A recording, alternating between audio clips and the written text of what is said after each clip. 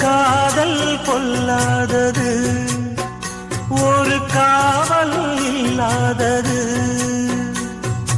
ஊதக்காத்தில் வஞ்சி மாது ஒத்தையிலே வாடும்போது போர்வை போல பொத்தி அணைப்பே.